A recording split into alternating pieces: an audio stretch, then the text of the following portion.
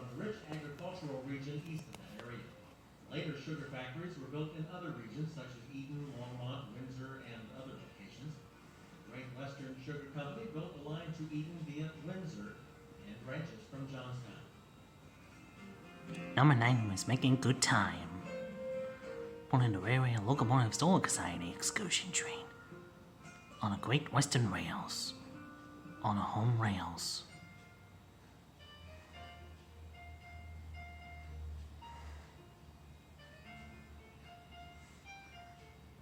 Passes to Johnstown, Colorado.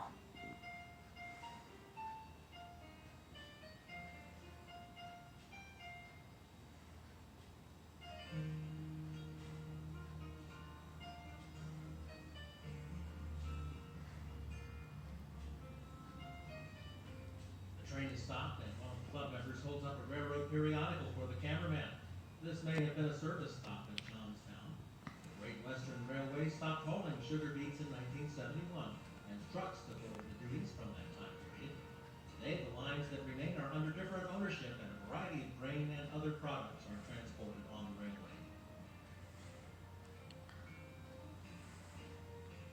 210O number 90 was built by Baldwin as construction number 57812 in 1924 for the Great Western Railway.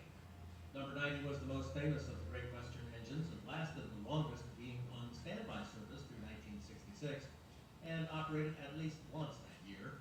The Strasburg Railroad in Pennsylvania showed interest in purchasing the locomotive, and it was steamed up in Loveland in early 1967 for inspection by the prospective buyers. The purchase was made on April 4th, 1967, and Engine 90 made its first run on the Strasburg on May 13th, 1967. All four of the modern Great Western steam engines have found homes and were in operation after their service on the Great Western was completed.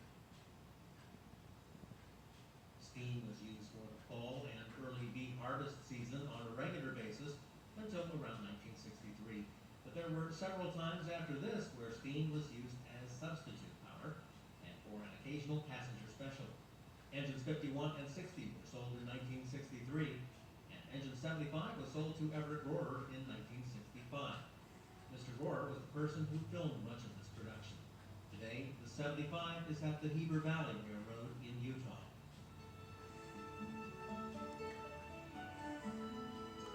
Number 9 was making good time.